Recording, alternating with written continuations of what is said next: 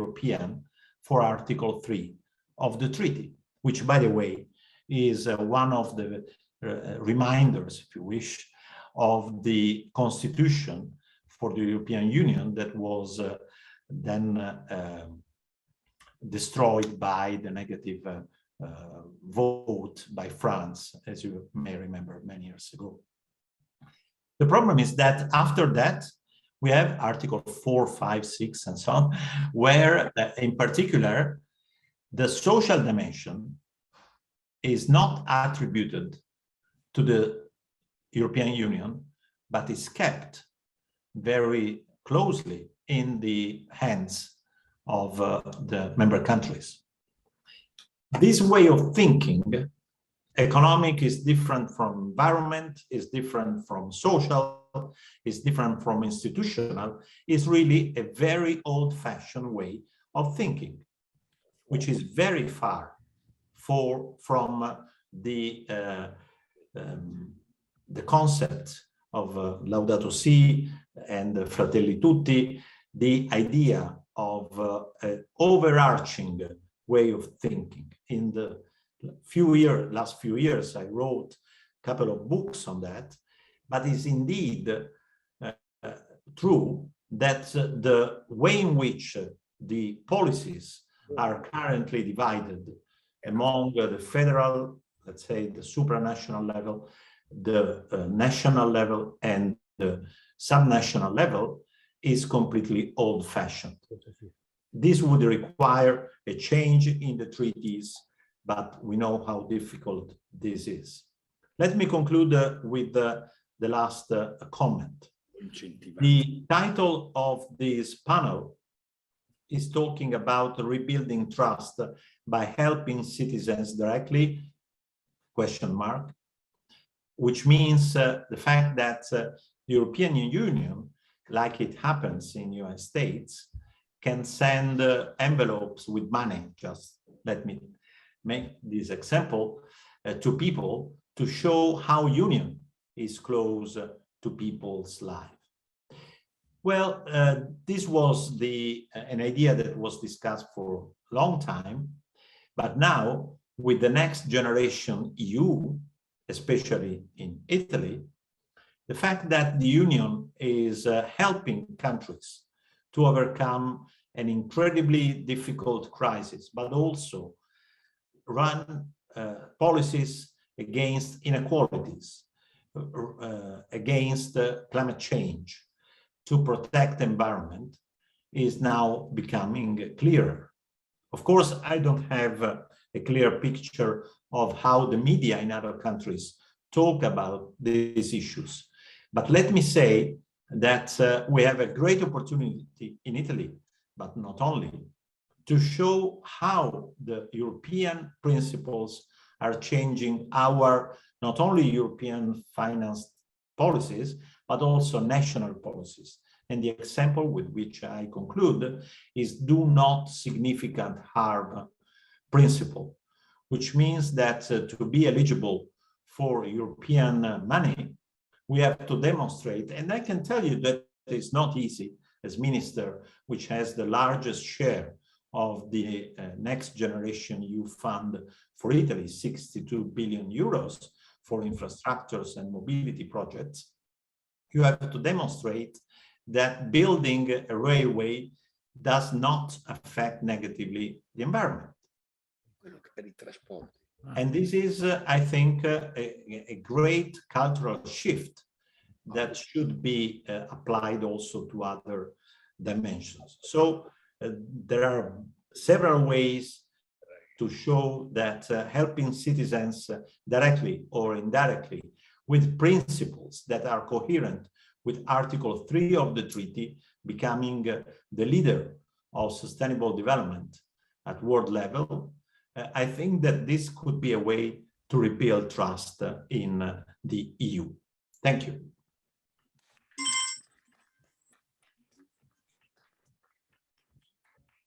Thank you so much, Minister. Now we will have questions. So first of all, Krzysztof, then Mateusz. Please go ahead. Okay, thank you, Minister, for your remarks. You should speak to the mic. For your remarks. Thank you very much. Closer. Closer, not. No, Yeah, and have it no, closer. closer. Okay. Okay. So I was wondering on that last point, which you mentioned, that we need to show this directly how European Union and its projects is affecting people, but clearly there is this gap, and in terms of perceptions, the gap between what policy experts think is a success and what the people of Europe feel as their personal success, because the Hamiltonian moment, the Next Generation EU, the Recovery Fund, they were big steps in terms of policy expertise and what was managed to be done on the level of the EU member states and the governments. But I'm wondering if we will not resolve this problem of the lack of trust, of the lack of confidence of the people of Europe and the experts in the European project, as long as on the national level we do not address the issue of rising inequality. And we may have new railways, new projects, but as long as on the national levels, for no fault of the European Union itself, the inequalities will keep on rising, then all our efforts will necessarily be too weak, and then we see this lack of confidence, for example, in the vaccination policy, in other policies. It all trickles back to that. I wondered, what do you say to this national inequalities point? So Mateusz, question from you, and then Minister, please respond to the two, and we'll have another round. Yeah, if I could just add, because it very much builds on what Krzysztof have said. It is a very specific crisis when there's a wave, people need to stay at home. And even if one is not a fan of direct help, the envelopes with money, in general, the specificity of this crisis makes it perhaps worth considering, taken the above mentioned economic costs of, just to mention, 144 millions of estimated, as I understand, long COVID, people suffering from long COVID. So yeah, like my question would be, in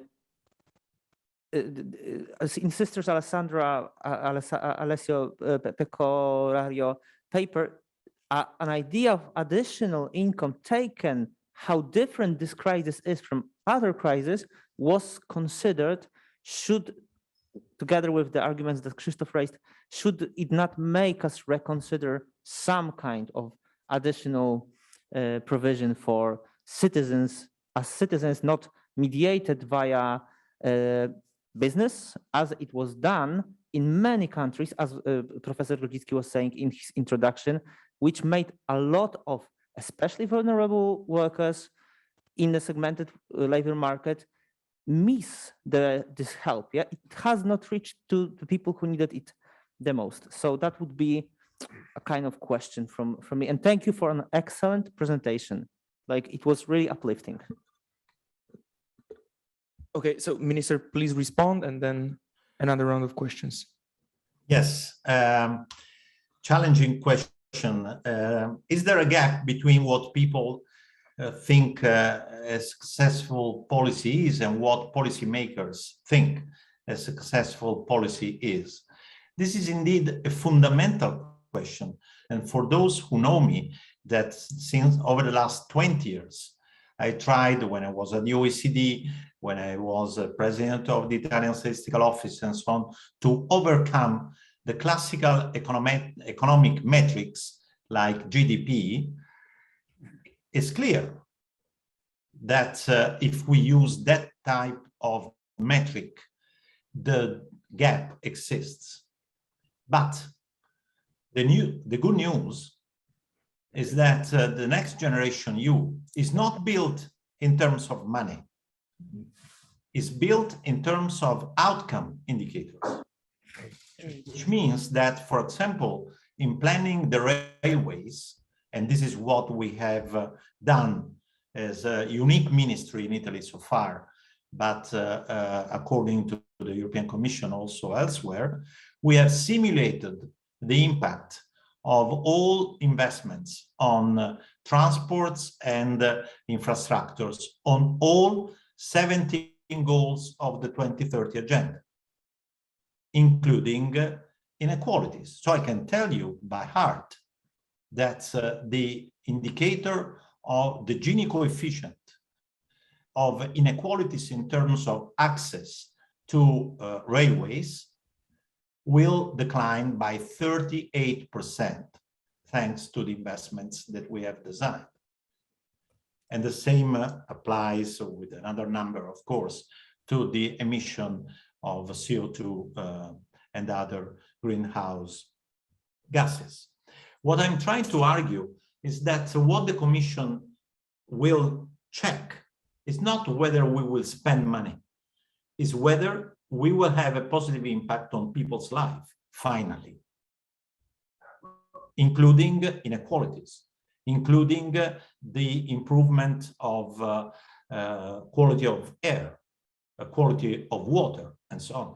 And therefore, and I'm an economist and the statisticians, you know me, at least some of you, we have to stop using just economic metrics, economic indicators, and move to quality of life indicators and design our policies in this perspective. I know that it's difficult, but it's not impossible. And Europe has all the indicators that would require to think and communicate in these ways. The other important element is the way in which the economic costs are counted. One of the two interventions was talking about this. Well, I would suggest to look at recent papers by very famous economists, which show clearly that the discount rates that are normally used to quantify economic costs of and benefits of interventions are dramatically wrong, because they do not take into account nonlinearities and thresholds. Therefore, you have a systematic underestimation of the costs of non-running policies against climate change.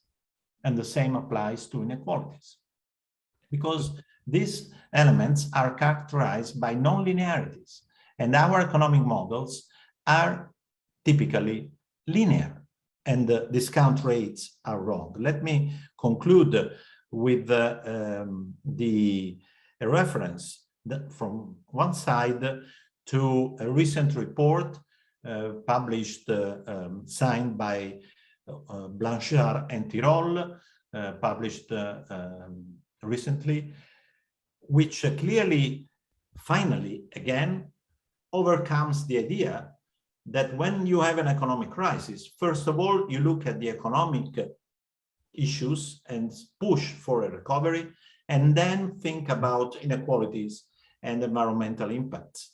This is all. Thank you, Minister. Now the second round of question, Monsignor Sorondo.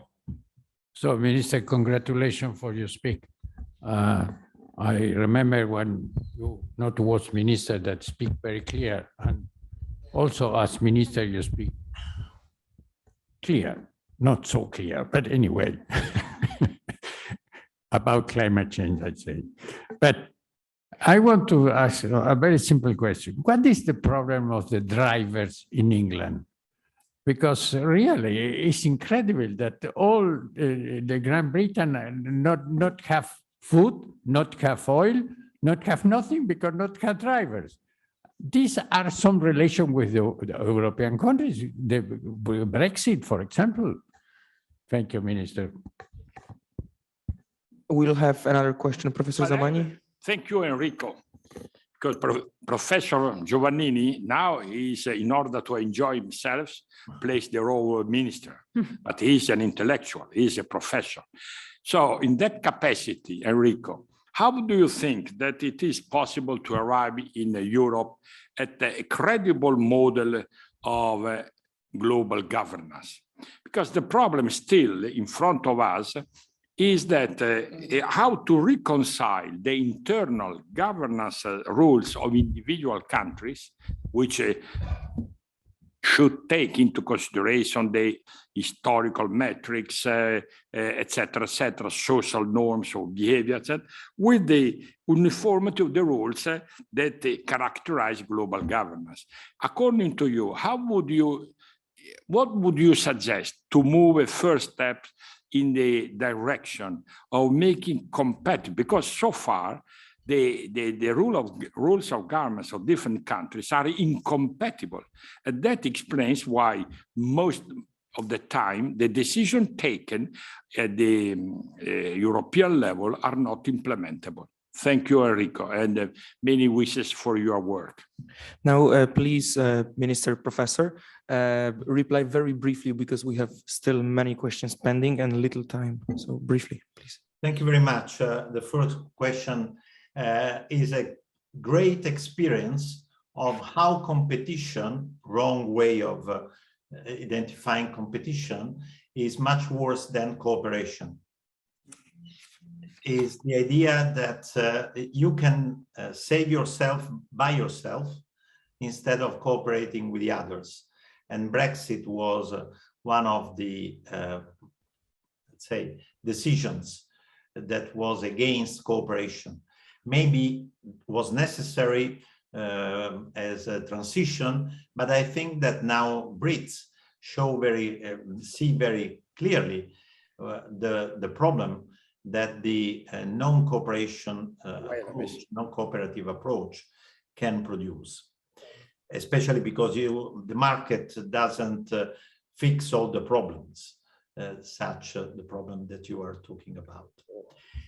Second, from Stefano, credible model. Well, I think that we are still in the middle of the crisis, and we see the problems that over the last few days, also in terms of important topics, countries are facing to find an agreement. One point, and I think that this is welcomed by you, Stefano, is that the advisors to ministers, without talking the ministers, were trained according to a theory which is now recognized as inappropriate or false. The 40 years of neoclassical solutions has had an incredible influence in the way of thinking of people who are now in power. Therefore, you cannot expect so quickly changes. And I conclude with one example. Maybe you have already discussed this. Why are center-right governments more inclined of neglecting climate change, of refusing the idea of the failure of the market, and so on, in managing climate change, while center-left governments are more inclined of recognizing this, eventually without being able to fix the problem. But I'm not talking about this now. It's because years ago, as you remember, Lord Nicholas Stern said the climate change or the climate crisis is the largest failure, historically speaking, of the market.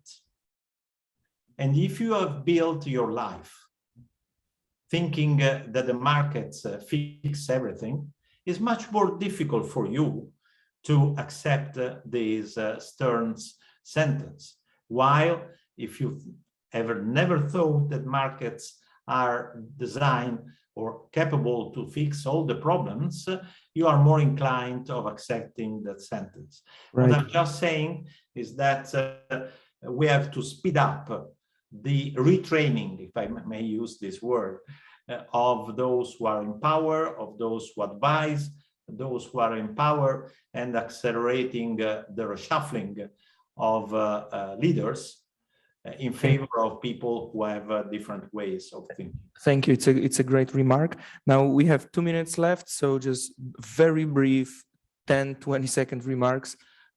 Please, Chiara, right? And Professor? No, for the general. Oh, you want to? Okay, so the final remark. Okay, so it's a very direct question because I really appreciated your sharing with us this idea of a framework based on resilience and future shocks. So I'm wondering if I got it right, and if you agree, if we say that this kind of framework based on resilience can work only if we consider the impact of European policies on the rest of the world.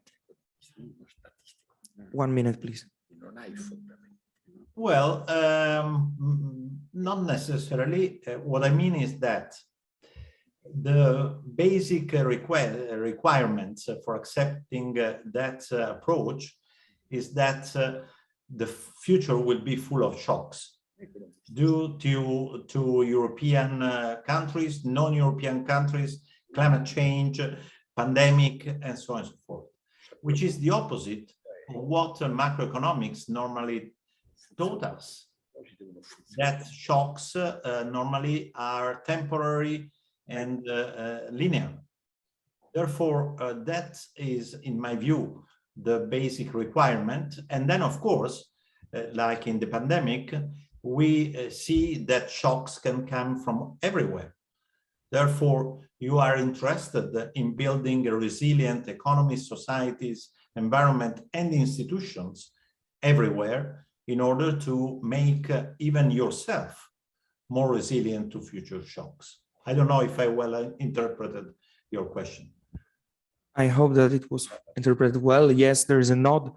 So thank you so much. Thanks to all panelists and to all the guests for participating. Now we're having a 30 minutes coffee break.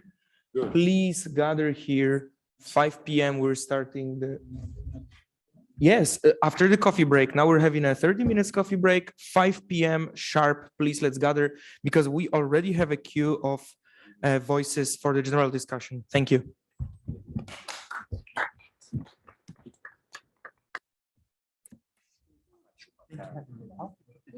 Congratulations for the chairman. The original. Maybe it's in English. In English. It's in German. So let's start. Very important because it's completely new. Io lo leggo in tedesco. Te lo tieni tu? Ah. Grazie. Ma la traduzione italiana è buona. Thank you. Come? No, collega.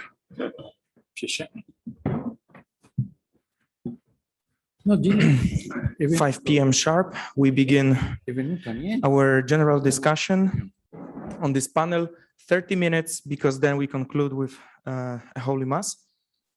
So I have two voices registered here, Professor Donati, Professor Buttiglione, and Jeremy Rossman. Would you like as well? Okay, so in this order, and then I will try to follow with the coming voices. Professor Donati, please go ahead. Thank you. I want to give some comments, some hints, like a research track or a methodological line of work after having heard the presentations. Many of us have said that we need to keep together many potential dimensions of the disasters going on the earth. There is the pandemic, the ecological crisis or climate crisis, the economic crisis, the social crisis, etc., etc. How can we unite all these crises? I mean, they have something together to be explained. And in my mind, what is at the grassroots of all these crises is what we call catastrophes. We need a theory of catastrophes, a unitary theory of catastrophes. So to understand why all these crises are linked to one another, and we expect recurrent catastrophes in the future. So we cannot, as many said, to deal with the social dimension, then the economic dimension, then the ecological dimension, etc., separately. We have to unite them, and the unification is given by the theory of catastrophes. Now, what is a catastrophe? A catastrophe is a phenomenon which has a hyperbolic trend. That is, it increases in a hyperbolic way unless we stop the phenomenon at a certain break-even point, the point which is in fact an inflection point where we can keep the phenomenon not going so fast and so high as in a hyperbola, but we can reduce the phenomenon to a logistic trend, to a logistic line, so to avoid the catastrophe. Now, the point is that we have to explain what is the relational structure of this inflection point. The inflection point is where social relations are kept in such a way as to solve all the dimensions we have. I mean, a kind of social relationality in a community can keep the economic crisis, the ecological crisis, the pandemic under control because relations in the community are kept in such a way as to keep all these dimensions together. So what we need is a study, an understanding of the operator which can stop the diffusion of certain relations which bring the catastrophe, that is the pandemic, the ecological crisis, and so on and so forth. So we need to understand exactly what kind of relational reflexive mechanisms are operating at this inflection point towards a logistic line.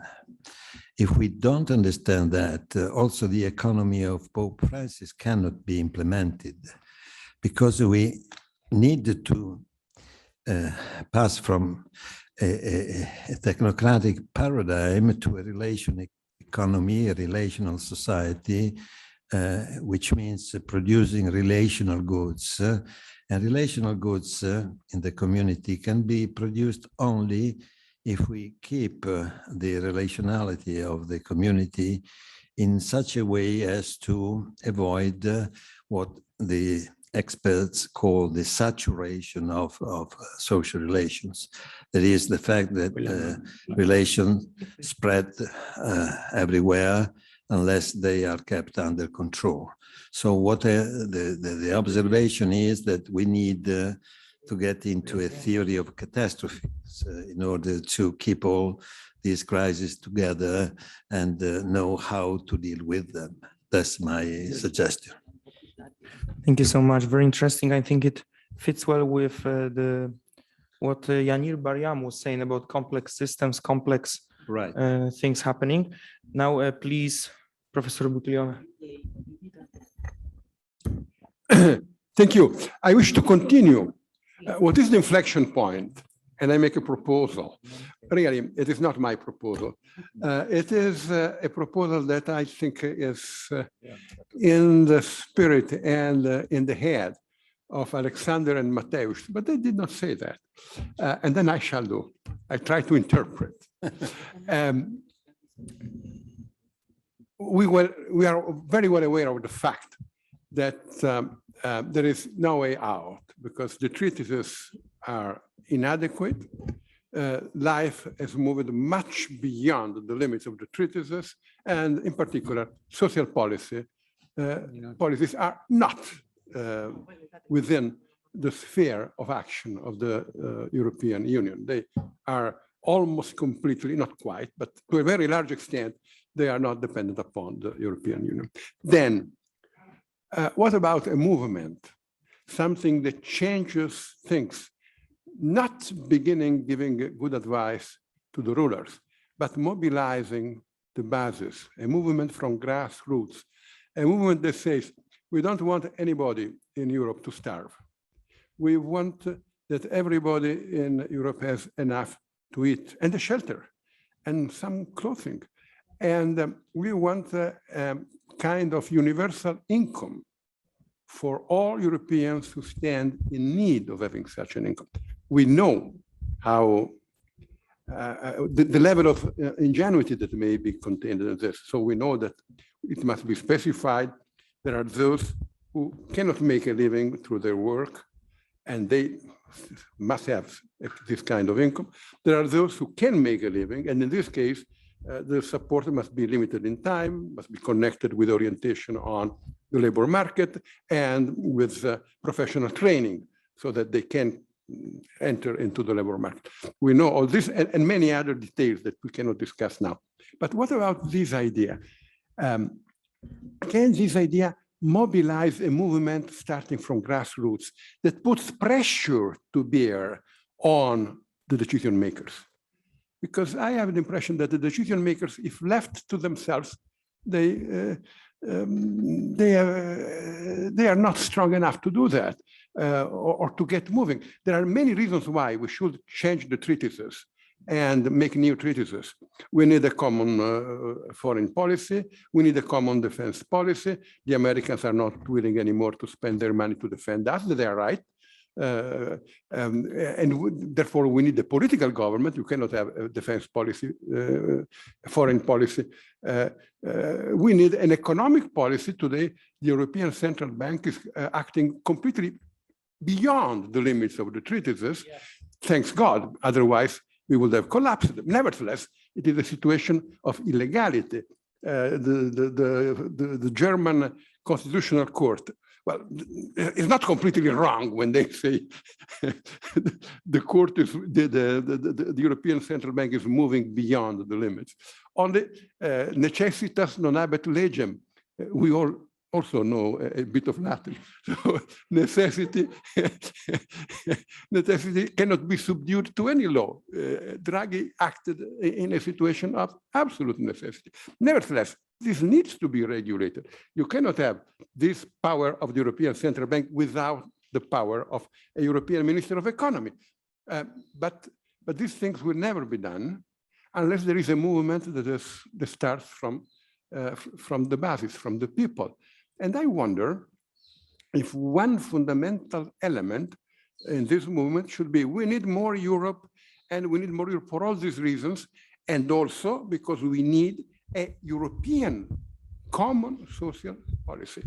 By the way, in the same room, a few days ago, we have been discussing an idea that is even more ambitious, the idea of moving the world towards a universal minimal income for all human beings on Earth, which is much more difficult, even much more difficult, much more unrealistic. But when I was a young man, I would have been fascinated by a project like this. And I think that we could connect a project for Europe with a project, a broader project at the world level. If we do this, then the economy of Francesco finds a practical impulse, can become a practical force. Thank you. This is a great voice. I'm just a suggestion from me just to keep it more concise, but in the same level of content. Now, please, Jeremy. Thank you. So I just wanted to continue on with my question and just expand this question for all the panelists, which is just to say that in this session, we are talking about helping citizens directly. And we're talking about what needs to be done now to help people in the context of the pandemic, but also talking about the changes that need to occur to support and help all citizens. But there's also that group in the middle. There's the clinically vulnerable, there's the long COVID patients. The World Health Organization estimated that there are at least 133 million long COVID patients that have significant health burdens, but are also going to have significant burdens on health infrastructure, significant economic costs on countries, often in countries that do not have the resources or the health infrastructure to support that, let alone recognition of this disease. So how do we bridge this gap that goes from what we need to do acutely to resolve the pandemic to supporting all citizens? How do we make sure that we're doing that in a way that is not leaving anybody behind, that the economic policies that we're talking about and developing are accounting for all citizens? Yeah. Thank you so much. I'm adding you on the list. Okay. A brief remark from me to the previous conversation. Coming back to what Professor Grodzicki said, there is much influence, much focus on the EU as EU single market instead of EU common economy, so to speak, and the recovery fund, the Next Generation EU, all of those funds can be used now to build better infrastructures. Now, we know some of it will go for digital infrastructure, green, so to modernize the physical infrastructures. But the question is, what about social infrastructure? What about intangible infrastructures? Is trust also not an infrastructure? And some countries have included things like social innovation, like shorter working weeks in their recovery plans. So it doesn't have to only be very hard infrastructure. It can also be public services treated as an investment in people, in people's health, in people's education. So this kind of approach would really build the resilience that Minister Professor Giovannini was talking about, as in resilience of society, which is trusted, healthy, strong social fabric. I think this is what prevents this inflection point in the end if we have such a society. That's it from me. Now moving on, Alexander Temkin. Okay, I will try to make it short. I'm not if I succeed. Okay, I want to polemize with Monsignor Sorondo and Excellency Roland Minera, because I want to propose another framework of problematization. I don't think that the atheization of Europe is a best framework, because I think that as we need both, as Pope Benedictus wrote, there is a common ground between enlightenment and the evangelium, and we need both. We need both, and in my opinion, I'm afraid that the crisis, this cultural crisis connected with COVID, is deeper. It's a crisis both of the tradition of enlightenment and, unfortunately, in the same time, the crisis of many religious, the crisis of religion. I'm saying it with deep regret because I'm Roman Catholic myself, and it's very important for my activity. I take the words of imitating the Christ personally, and the sentence of Pope Francis that the politics is the highest form of charity is very important for me. But we are observing that, as many people said, that many Christians reject the vaccination, and not only vaccination, masking and other measures of public health. And I think it's a moral crisis. It's not the crisis of the trust in science. I think that we are seeing the instrumentalization, the culture of instrumentalization on both sides. In post-enlightenment side, and unfortunately, many times we are seeing the instrumentalization of the name of our Lord in our own church. So it's really painful for me personally. So, and because of that, I think it's rather crisis of instrumentalization than crisis of just atheization. Thank you. Very interesting voice. Now I will tell what is the order. Professor Pozzo, and Professor Grodzicki, then Director Spilimbergo, Deputy Director, yes, and then Professor Zamani. And if we have enough time, we will also have another voices. So please keep it concise. Thank you. When we have the right to replay the question, because they put question for us.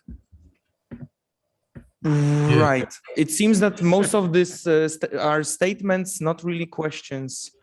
No, a question. No, it is. If it's a question, then may I say a word? I think you addressed the point which needs to be clarified. Today in Europe, the point is there is no common narrative. You see what I mean? A narrative. You had a narrative on the meaning of life under Christianity. You had one under Enlightenment. In Enlightenment, it was progress, science, progress, and humanity will be happier. Okay, now this has disappeared. Now we are facing a situation in which the human being is dismantled. It is no longer recognized as something specific in creation. You have all these ecologist ideologies which say the human beings are predators, are destroyers of nature, and should disappear as soon as possible.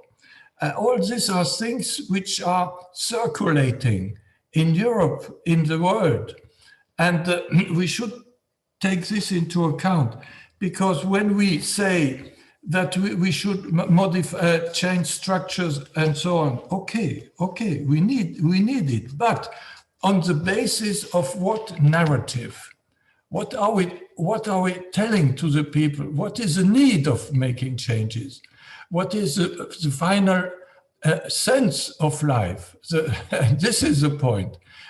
We are missing this dimension in our European discourse. But it seems to me essential that if we want to rebuild Europe, somebody spoke of a new renaissance, okay, but a new renaissance should bring light, enthusiasm, having a goal to pursue, and these are narratives. If we have nothing to say which gives more than the economic satisfaction of having resolved a problem, okay, but giving sense to the whole of life. And this is what we are missing today, I think. Thank you. thank you. Any other voice from the speakers, the panelists? Sorry, Chairman. He asked also me. So I have right to speak or no? Absolutely. Or no? I ask you. We just have many questions in less than 10 minutes, but please. No. I obedient. I am former in the obedience. So decide. You are the lord of the house, of course. You have the right Yeah, to be. just concise. If it's concise, then we He's can. the chairman in this moment. Please, Monsignor. Thank you. I agree. But I think it's more deeply than the narrative. Is that there are something that the Pope Francis called the mainstream, the pensée unique, say the French people that come from the sociologists from France, that they don't want to have religion, because they consider that man is God. Man is God. And they say, we have a meeting, very fantastic meeting with the philosophy of religion was Professor Olivetti, and was a very famous, in this moment, professor communist that was in dialogue with Olivetti in Santiago de la Sapienza in a meeting with the Laureate Cattolici. So, and I remember he said, yes, we want to save religion because religion is consolation for the people, and it's good. It's the opium of the people. So it's very, we are also the tax to save religion. So this is the question. The man today, the pensée unique, believe that is God. They can save by himself, not need other things. This is the real problem. Don't want to speak about religion, not only Christian, but any religion. This is the idea that have Pope Benedict, and I think is perfect. He understands really, as theologian, the real problem of the European country. So it's very complicated because the majority, the money, the Pope say, the dictatorship of the money. We have here recently a meeting about the post-truth. Post-truth. This is the question.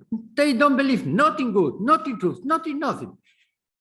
Only in power, money, and not for all, only for the people to have the power. So this is the question. Thank you. Sorry. Thank you. Professor Pozzo. Yes, very short. Your Excellency Minarat, it was me who talked about the new Renaissance, but I didn't invent it. It's that the idea of the new Renaissance is on the table. It is Madame von der Leyen who speaks about it. But I wanted to, as regards the narrative, Marot said the 20th century will either be religion or religious, or it will not be. And now, and he was right, he's right in that. And now I say, as regards the narrative, Monsignor Minarat speaks about, the narrative of Europe, either will it global or it will not be. So we need to include Africa, and we need to include China, because it's only reflecting together that we can produce a contribution, and possibly Europe is in the position of providing a contribution, but it must not be self-referential. It must be open. Yes. Thank you so much. I understand this was a remark to the previous. Yes. Right. So, question, Professor Grodzicki? Yeah, I'd like to build up on Professor Buttiglione's idea of mass movement. And there is good news because over 75% of Europeans support that EU institutions have more competences in social issues and in tackling crises. So there is some grounding in public opinion in Europe for such a movement.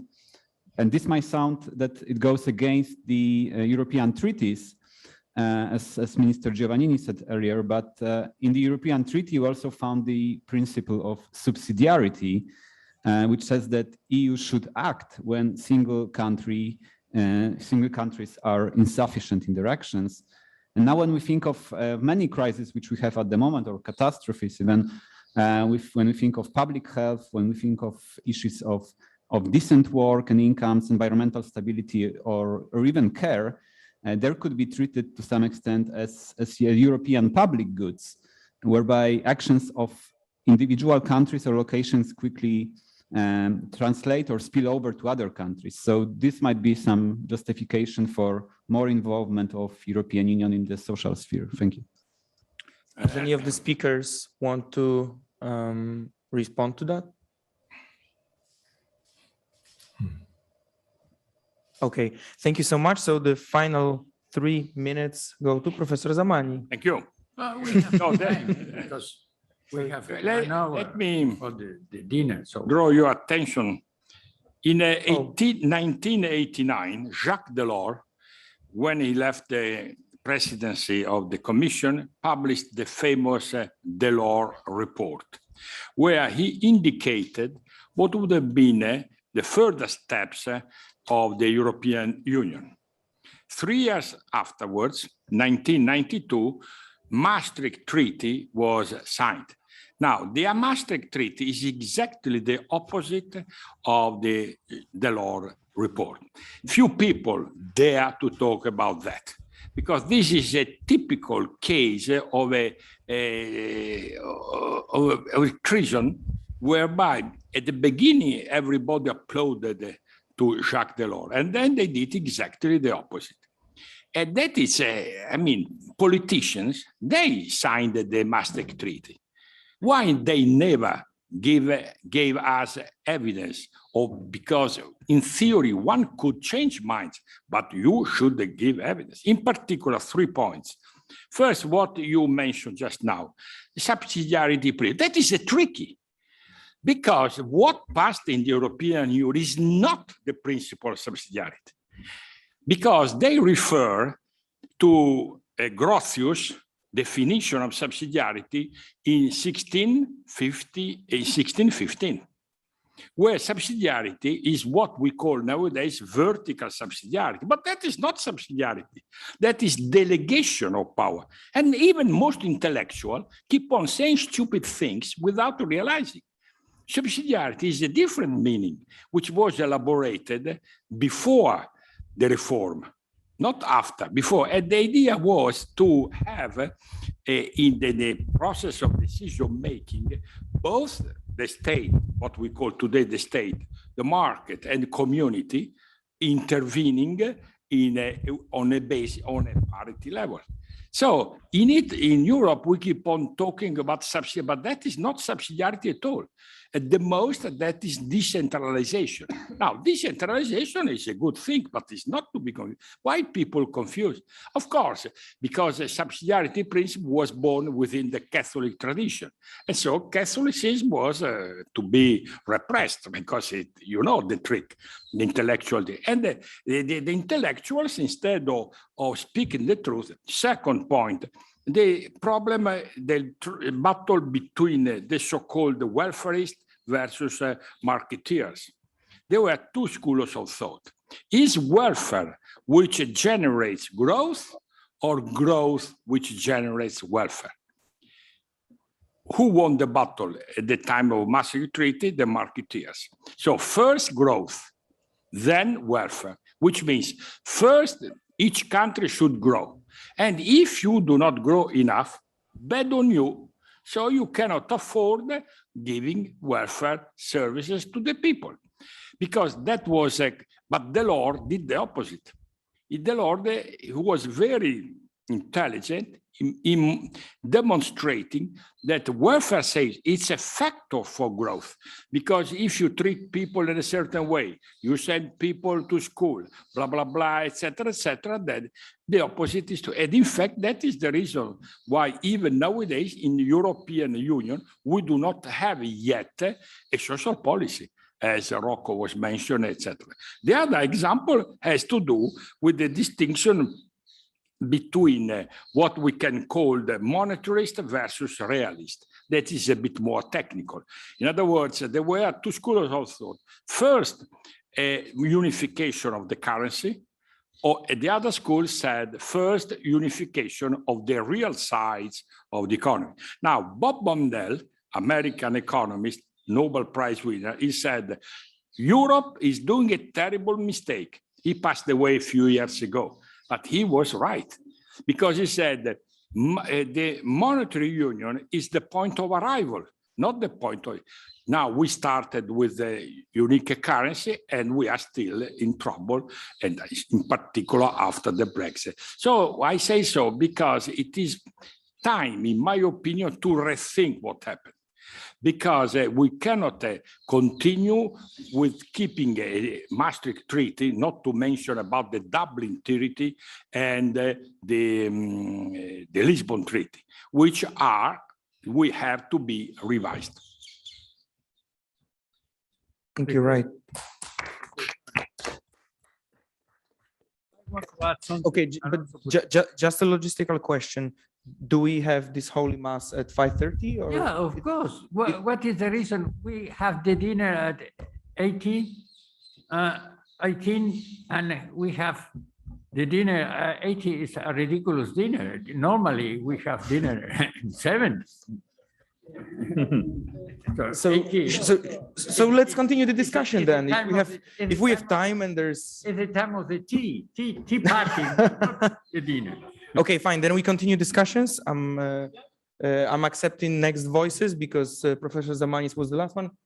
Professor Buttiglione. Well, just a few words because I was there, Stefano. The idea that we had was first we put the currency. Then they will be obliged. No, I was in those years, I was in a close collaborator of Helmut Kohl. Then they will be compelled to make all the steps to fill the void that we live. And we make the Constitution. The point of our defeat was the Constitution, because the Constitution should have considered all the issues that you say. And the Constitution, we did not have it.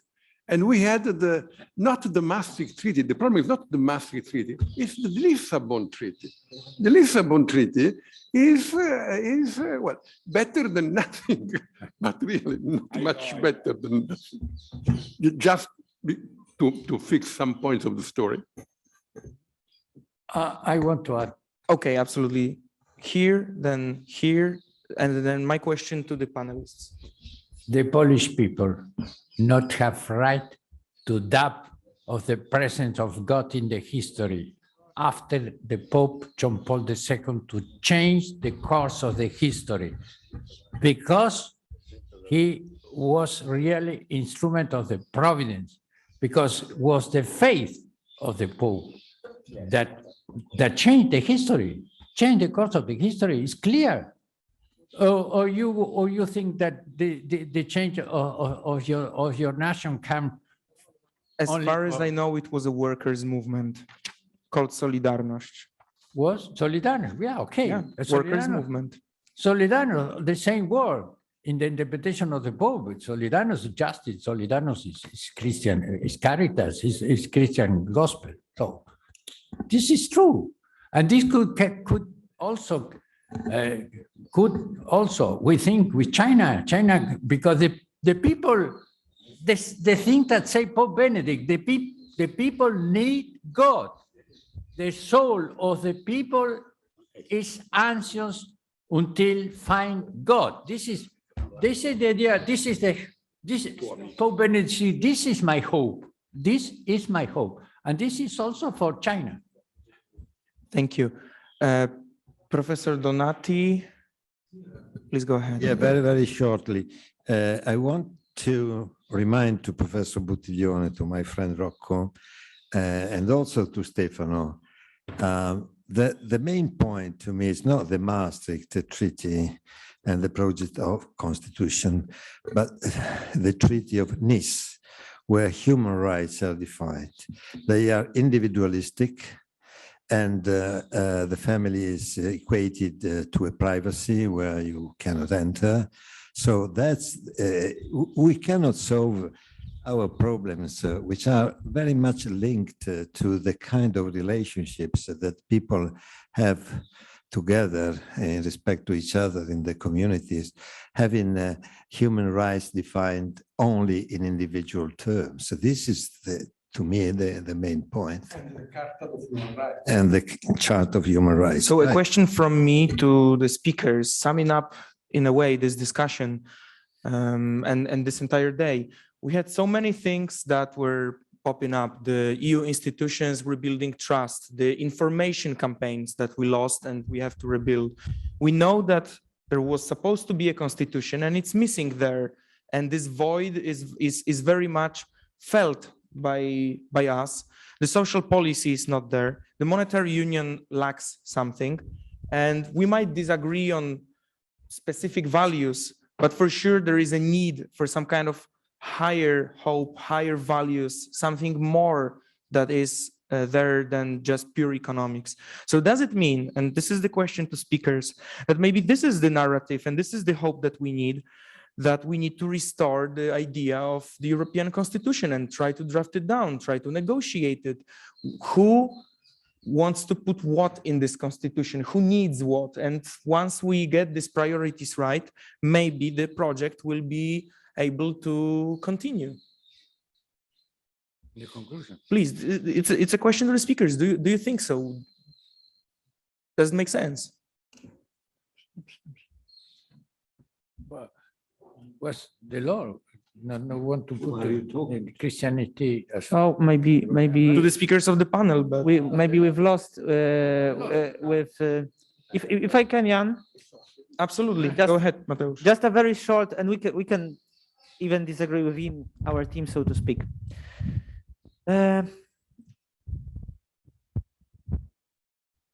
the masonry. Yeah, I think that. Don't take out. Okay, yeah. Excuse me. So my point would be on both, I think, themes discussed on this panel. Firstly, in terms of incarnating the values is probably not the best word. The spirit is much of a better word. Yeah, the spirit. And I don't remember who said this today, but confessing a religion of incarnation makes making things real, changing into flesh and blood, really essential. This is So, Pope Benedict. yes, and this was I think in Professor Pozzo's presentation.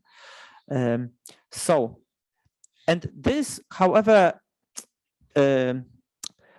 distant it might seem, I think it translates also to the idea of constitution, because at least my take when I was looking at this process was, and maybe important thing to add, and is also my take when I discuss with other movements who are interested in the reform of the Union, the European Union, and who focus, in my opinion, falsely, simply on the political side of it.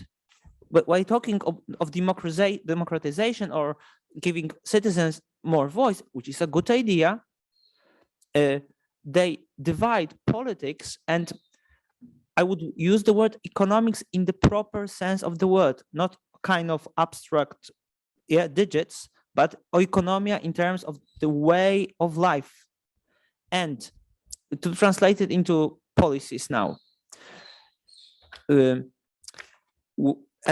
somebody made a very good remark, Minister Giovannini, that all the working big political projects like the United States were able to bring cohesion because they were solving people's everyday life problems. And I think that the example of great Rooseveltian project that took the US from polarization, from economic crisis, from a deep spiritual crisis, really, is a very good one. People saw that this set of institutions cares for them in direct terms.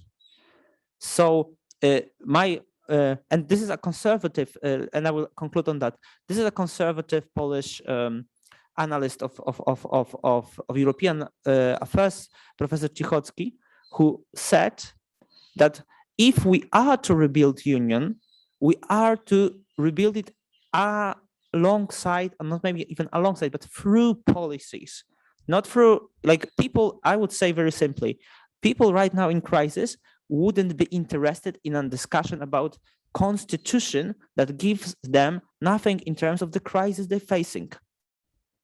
That would be fun just for activists who have resources and time and energy to spend. If we were to incarnate it, so to speak, the spirit of the enlightenment of the gospel, this needs to translate into helping people whose lives are in danger or whose lives are being degraded, not in simply materialistic terms, but the social fabric of trust and fraternity that is falling apart. So that would be kind of my, yeah, thank you. Thank you so much. The discussion is still open. I'm inviting more voices, new voices, possibly. I'll take. Please go ahead.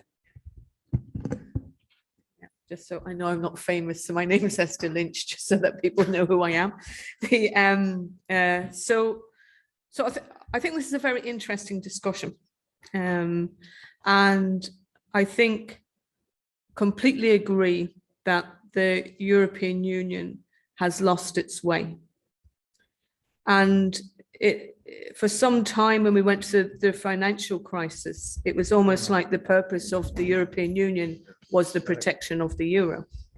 Yeah.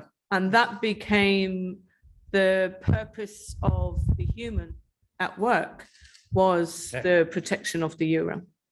And we saw that evidenced in particular my own country of Ireland, where we had minimum wages being dropped and decisions being made in the full knowledge that the consequence of those decisions is that the people who would be impacted were the most vulnerable, the people who never got the benefit of the boom, and they paid for it. Then, in fairness, when Jean-Claude Juncker took over, he did try to signal with the European Pillar of Social Rights a change of direction. And I thought the discussion that we had, which related to the reciprocity, was an interesting one. And then we went on to this, well, you know, what can the European Union do? It's bound by the treaties. It can do this and it can't do that. And I'm very aware at the moment, because representing working people, that the main piece of legislation that could change that is the minimum wage directive. It could change that. It could put a shield in place so that never again could the IMF or the ECB or the EU turn up in a country and say, to protect everybody else and the financial system, you have to reduce your minimum wage. That piece of legislation will do that. But it's not the EU that's stopping that advancing, it's member states. This is decisions by member states to stop that advancing.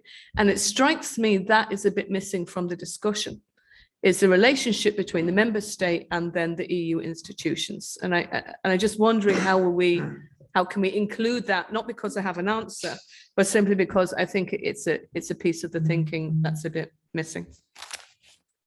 Thank you for this voice.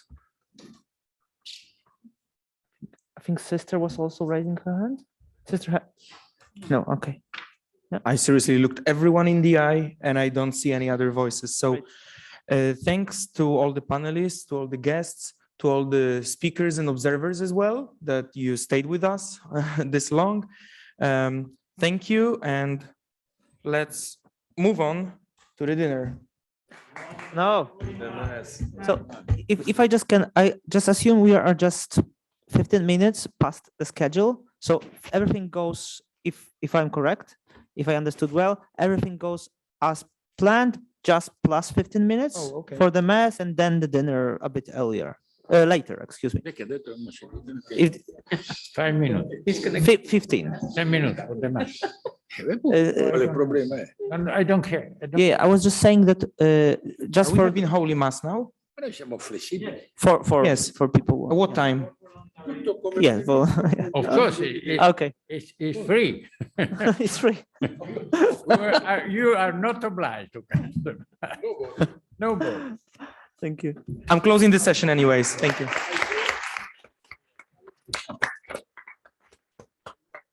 And also, nobody can come because the space is very little. So we need to open the door.